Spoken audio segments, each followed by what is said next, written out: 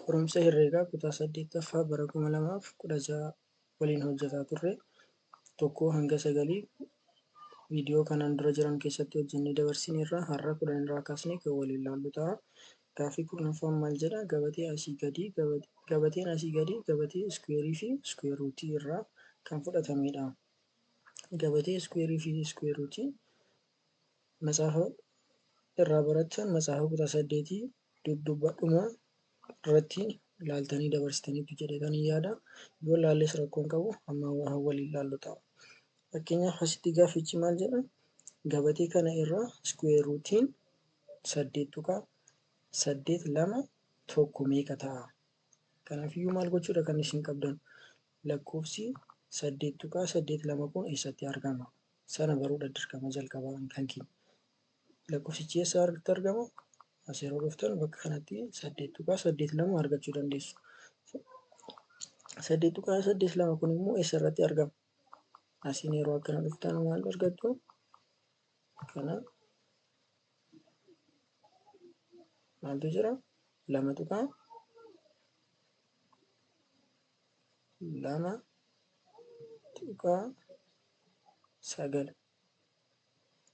2 tuqaa 9 osoo hin taane maaltu jira asiin?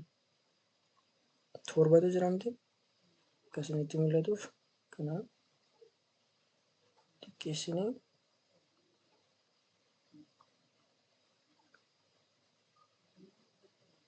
karaa oliitiin asirratti argama.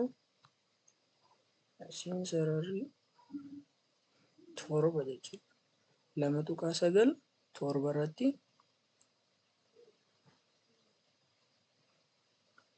2 tuqaa 9 7 irratti argama. Iskweer ruutiin 8 tuqaa 8 2 1 meeqa ta'a? 2 tuqaa 9 ta'a. 2 tuqaa 9 7 ta'a.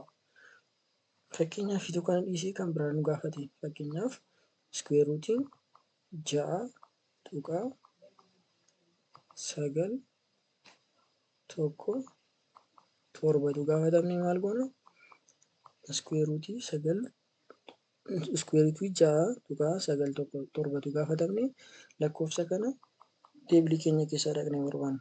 6 9 1 7 jechuun asitti kan nuti argannu. Lakkoofsi kun immoo eessarratti argama? Asiin yeroo dhufnu 2 tuqaa 6 irratti argama.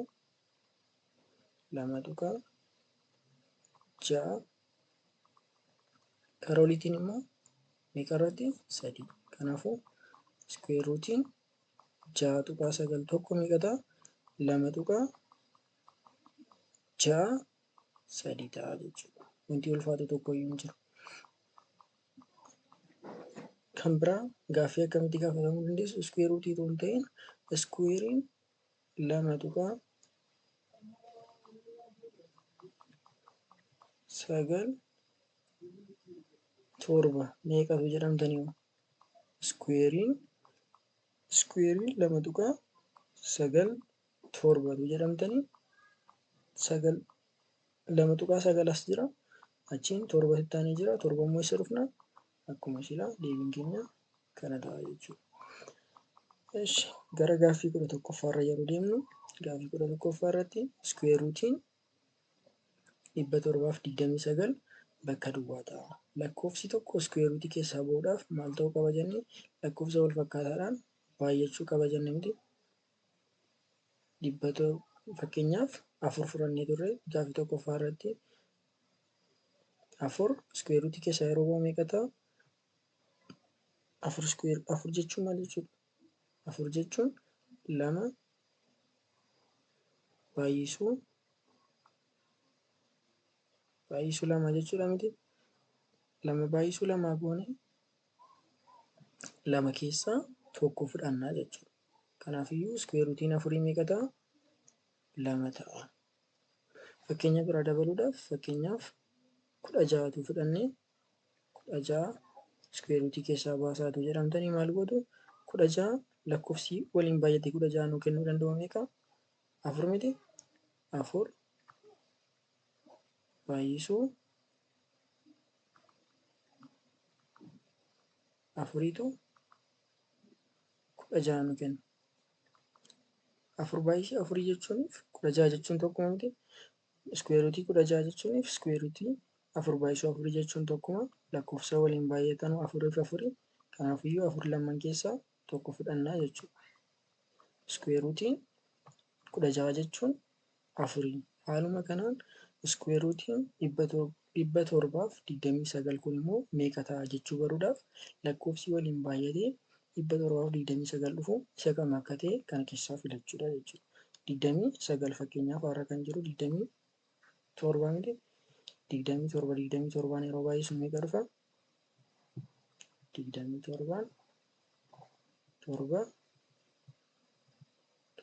7 meeqa? 49 barreeffannee 4 qabna. 7/2 14 14 4 18 dhufa jechuudha. 2/7 14 4 barreeffannee tokko qabna. 2/2 4 4 fi 1 5. Kana yeroo itti daanu 9 gadi buusnee 8 ida'uu 4 12 tokko qabna. 5 5 fi 1 6 6 fi 1 7 jechuudha. Kanaafiyyuu haadhuma irratti deebii keenya arganneerra. 27 yeroo baay'isu meeqa dhufe? 729. Kanaafuu deebiin keenya maal ta'a? A ta'a jechuudha. Iskuweer ruutii 729 jechuun maalii wajjin wal qixa jenne? 27 baay'isuu 27. Lakkoofsi lamman immoo yeroo waliin wal fakkaataan yeroo baay'atu iskuweer ruutii keessaa yeroo ba'u lamman keessaa tokko fudhanna waan jenneef 27 ta'a jechuudha. Iskuweer ruutiin 729. Deebiin keenya A ta'a.